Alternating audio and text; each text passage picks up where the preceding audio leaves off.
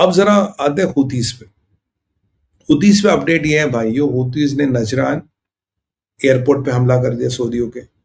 नजरान में जो अरामको की फैसिलिटी उसको फूंक दिया, और airport is a very strategic airport Najran में, वो गया, अरामको की फैसिलिटी गई। और आई थिंक जो अरामको की फैसिलिटी है उस पर काफी नुकसान हुआ है। मैंने वीडियोस देखे, काफी नुकसान हुआ है। और ये शायद बैलिस्टिक मिसाइल से, ड्रोन से हमला किया गया, और मुझे नहीं लग रहा सऊदी को कुछ एयर डिफेंस चल रहा। सऊदी वैसे ही परेशान हो रहे थे, जी आपने हमारे पेट्रियट और थर्ड बैटरियां ले ली यूएस से एंड ऑल दैट, तो आप हमें प्रोटेक्ट नहीं कर रहे हो।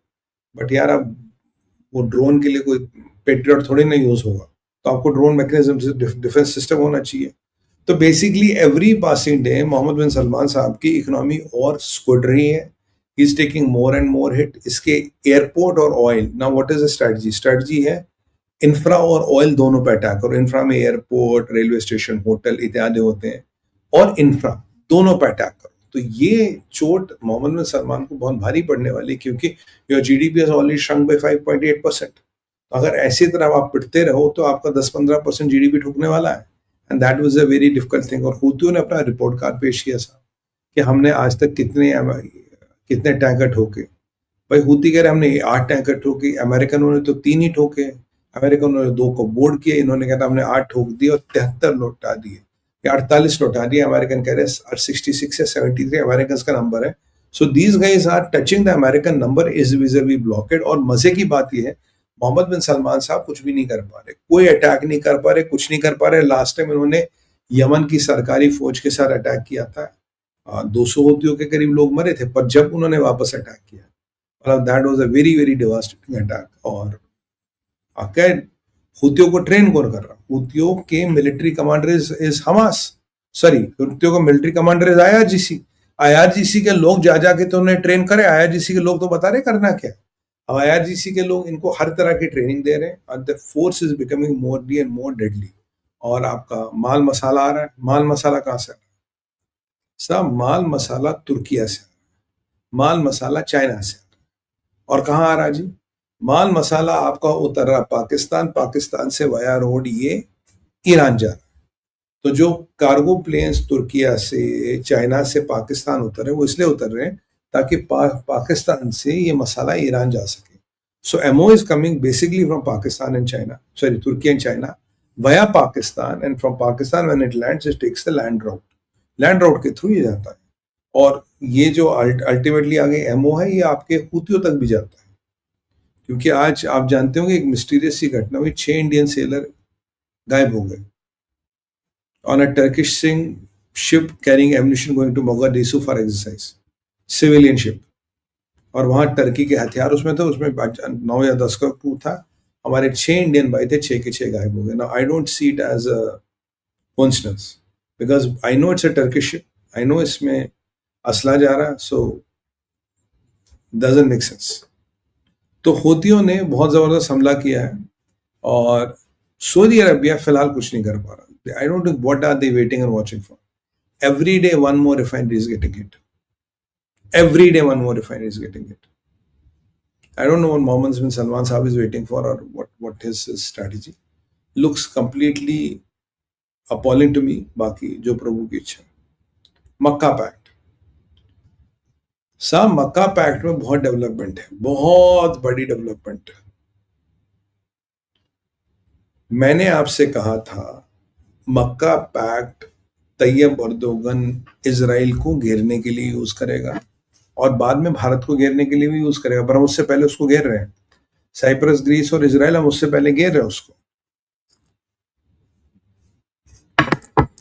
और आप विश्वास नहीं करेंगे, जो मैंने कल परसों आपको कहा था वो बिल्कुल सच हुआ है। Anybody wants to take a guess who is joining Makkah pact? Anybody wants to take a guess? First 3 guesses.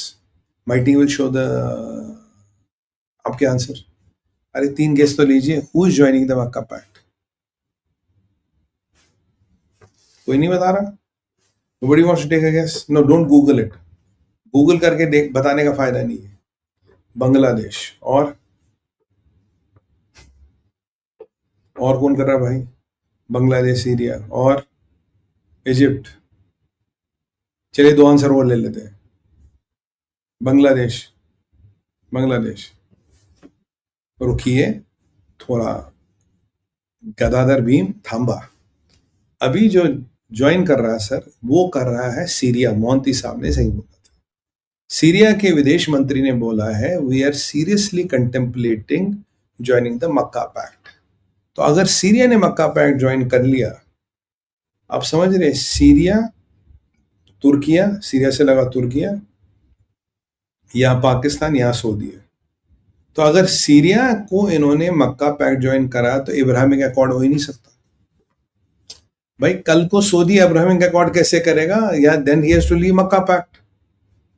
तो अगर मक्का पैक्ट सीरिया ने ज्वाइन कर लिया, सऊदी इब्राहिमिक अकॉर्ड नहीं कर पाएगा। तो ये नई कवायद है, Syria is joining the Makkah pact. I think they have almost decided, पर ये अभी कह रहे थोड़ा हम सोचेंगे, थोड़ा हम आपस में बातचीत करेंगे and all that. I think they have moreover decided to join the Makkah pact. और मैं आपको कह रहा था कि तैयब अर्दोगन की पॉलिसी है इजराइल को घेरना और फिर भारत को घेरना।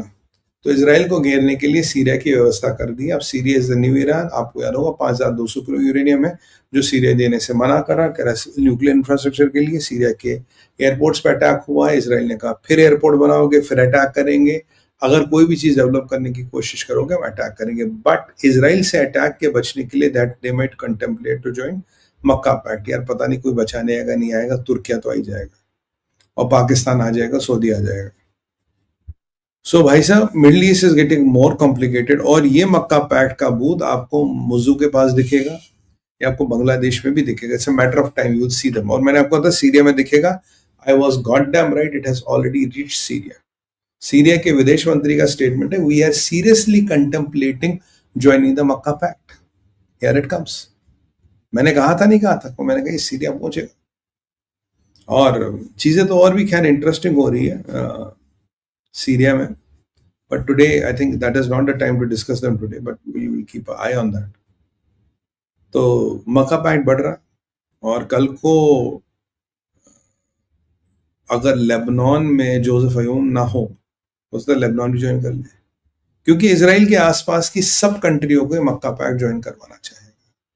और कहीं ना कहीं पाकिस्तान डायरेक्ट इसराइल के सामने आ रहा है, और ये इस्लामी बम कब तक चलेगा वो खैर देखने की बात है। इसलिए इसराइल, भारत, ग्रीस और साइप्रस में कुछ लुप्पा छुप्पी चल रही, कोई बातचीत चल रही है। We are working on something which I am very happy about by the way.